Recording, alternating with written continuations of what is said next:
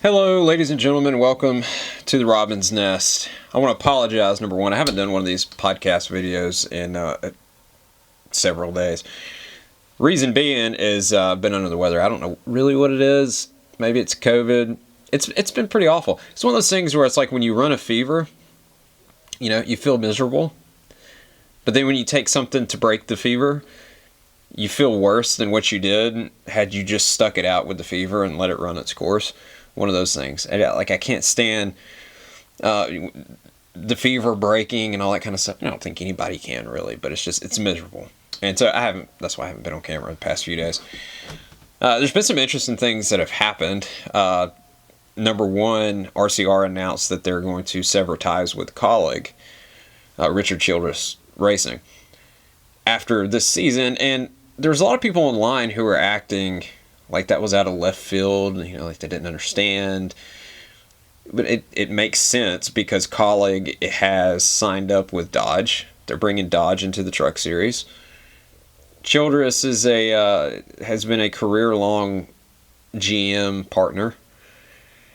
And I would imagine that GM doesn't want to be associated with another OEM.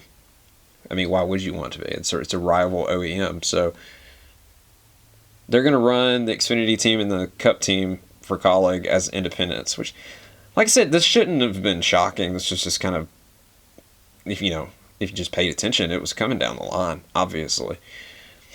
And so now the big question is, what's the driver lineup going to look like? They just fired Ty Dillon's spotter for that nonsense at Vegas where Ty was coming down pit road but basically parked it in the middle of the racetrack and William Byron ran him over. That kind of stuff happens, I'm not making excuses for it. That kind of stuff it happens. I don't think should have fired the spotter over it, but I'm sure Rick was probably putting pressure on him or doing it through NASCAR, putting pressure on him. And so they fired him, but now that RCR has no attachment to Colleague, is Ty even going to be back next year? Because Chris Rice was asked about Justin Haley becoming available because he's not coming back with Spire next year. Again, if you paid attention, that was coming down the line as well. It's blatantly obvious. And so, but Colleague, as far as I know, I haven't seen anything that's really been formally announced other than I think Butterbean is, if that's not been formally announced, it basically has. He's going to be with the team next year. I don't know, probably a truck. But Chris also said they had all 5 of the trucks, the drivers lined up. They just haven't announced it yet because they're trying to button up some loose ends. But it'd be interesting to see. And so what does this mean for Ty? I don't know if I said Ty Gibbs or Ty Dillon a minute ago. I meant Ty Dillon if I didn't say that. What does this mean for Ty Dillon's career moving forward? I've got nothing against Ty, his brother, whatever. But neither one of them have... Austin's won some races here and there, all right? He won Richmond this year. And no doubt, he absolutely whooped him. Had the car to beat. He drove his butt off. But neither one of them have been championship caliber drivers. And I just don't see how you can justify putting Ty into with a top shelf team. I just don't see how you could justify that. So this could very well be the end of his Cup career. That's assuming that Colleague lets him go. But I think all signs point to Fort Lauderdale on that one. Meaning he's probably not going to be back. We'll see. If you enjoy listening to me ramble about motorsports, cars, anything I feel like talking about, make sure to like, subscribe, leave a comment, turn on notifications. The works. If you're interested in diecast cars, t-shirts, hats, auto parts, home decor, stuffed animals, anything, check out our eBay. The link is in the description for that. Follow me on Facebook and X. Facebook, I post motorsports content all day, every day. X, we post some political stuff along with motorsports. So if you follow me on both of those, just keep in mind that you're going to see some political stuff on X. So those links are also in the description. So without further ado, let's get into the rest of the video.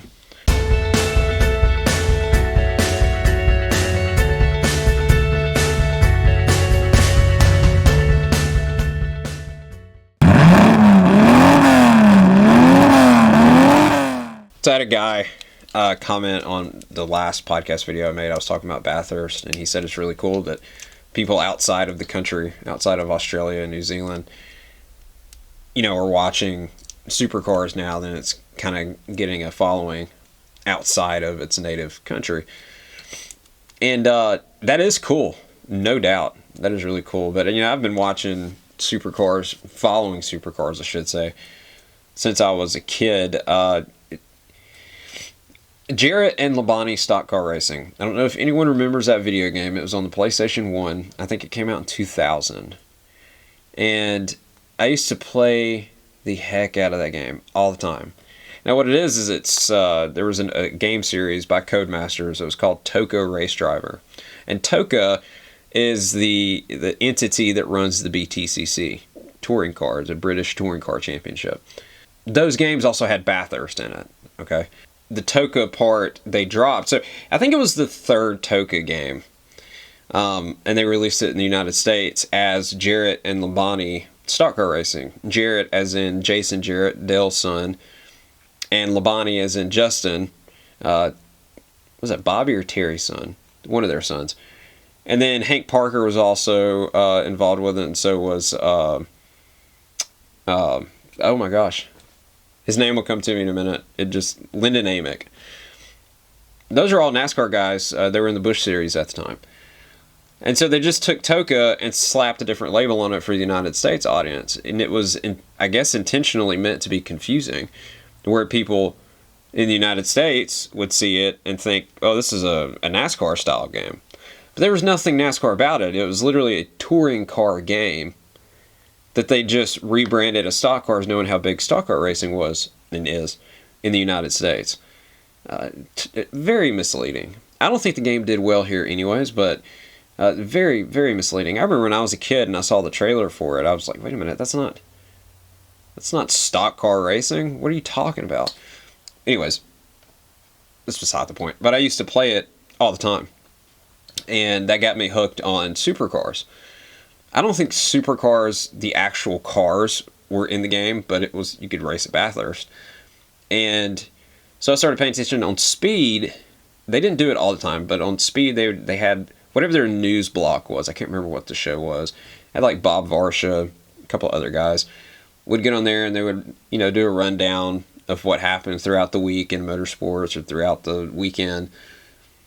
And so they, every once in a while they'd cover Supercars, and so that's where I got my first taste of actually watching the real thing. And this is back in the 2000s, early 2000s. And it was kind of difficult if you lived in the United States to actually watch Supercars live. I don't know what the process was back then. I had no clue. I still don't know what the process would have been back then, outside of catching the recap on Speed. But didn't really start watching it live until the teens, where you could, stream it and stuff like that. But, in my opinion, and I've said this for a long time, is that Supercars, when Supercars is on it, like this past weekend at Bathurst, some of the best racing out there, period. Even with the Gen 3 car, which I'm not a big fan of. I think the previous generation car was, way better. Of course, the last couple of years of that car weren't great. They made some bad decisions with development and the direction that they went. But I think in generally speaking, that generation of car was far and away better than this generation. But you can't say that, because if anyone of any prominence hears you say that, they get offended and like, well, we put so much work into these cars being like the best they could possibly be. Okay, but they're still not that great. If you watch some of the races that have happened this year, some of them have just been downright boring. I mean, where you can't, there's no like side-by-side racing, there's no nothing. It's just running around the racetrack, making hot laps. I mean, that's fun, I guess, but I have to be in the mood for that kind of thing. NASCAR has a similar problem, and I've beat it to death talking about this, but the next gen car is, awful. And outside of like some random mile and a half racetracks, it doesn't put on a good show. Speaking of that, though, I had a guy tell me the other day, with a straight face, okay? He told me that the next gen, and I believe that he actually believes this. It's not true, what he said, but I believe that he believes that it is. He said that the next gen is just as good as the Generation 4. Now, you have to be soft in the head to actually think that.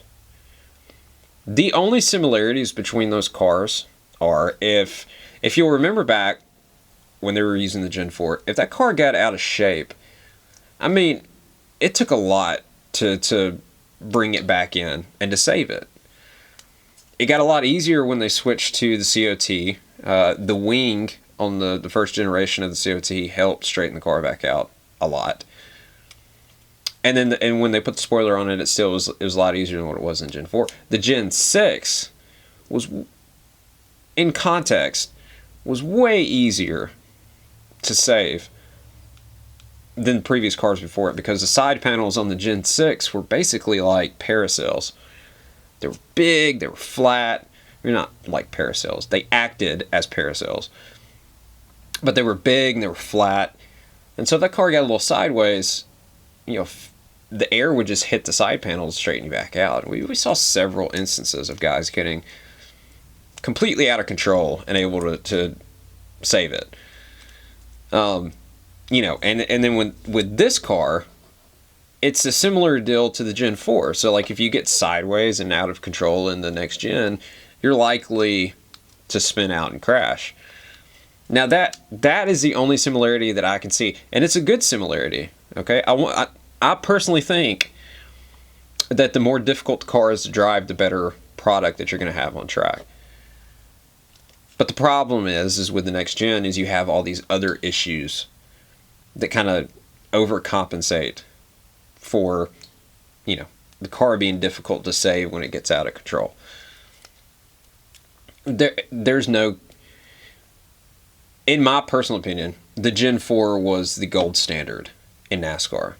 And yes, I get it, the cars back in the day, in the 60s, 70s, 50s, they were gorgeous race cars. They were awesome. I mean, they're legendary. But did they put on a better show?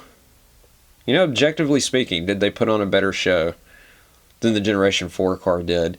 I would argue that no, they did not. Okay, yes, they looked more like the car that you could buy off the showroom floor, but they weren't the same car you could buy off the showroom floor. They looked like it. But this is a racing series. In my opinion, I've never understood this whole thing of, win on Sunday, sell on Monday. That whole thing. We gotta have the race car look as close to the street version as humanly possible, so we can sell cars. I just don't get that, because it's a race series. These are race cars. These are purpose-built race cars.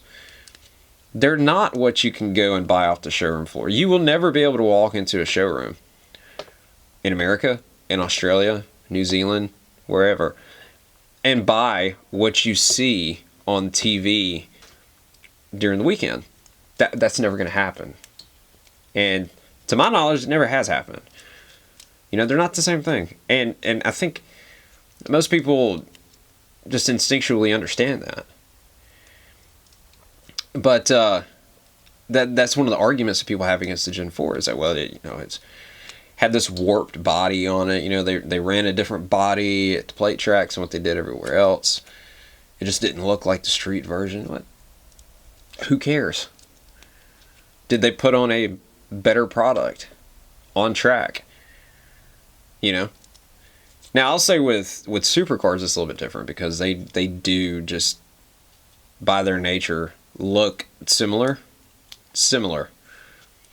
to what you can buy off the showroom floor. But I mean, again, it's not the same thing, and it never will be. But my point is that the Gen 4 is the gold standard of NASCAR race cars. And this current car that they have is a turd. is a pile of crap. I think it's a general consensus. Everyone hates it. And I think they announced a couple weeks ago that they're going to officially put more horsepower into these things next year. Not at every track, at select tracks. I don't understand that, and I never will. If you're going to give them more horsepower, everywhere. Just do it everywhere. That's what everyone wants to see. But they're not, and make your own assumptions as to why that is. But anyway, I'm done rambling. I'm going to go take some medicine, break a fever, and probably slip into a mini coma until tomorrow. Like I said, I don't know what it is. If this is COVID, if I end up dying, well, I guess everyone will know that it was COVID. Hopefully that doesn't happen. And I'm not making light of the situation. I'm just saying, hopefully that doesn't happen. So, anyways, I appreciate y'all watching. As always, you guys and gals are awesome. And until next time, y'all have a great day. God bless. We'll see you. Peace.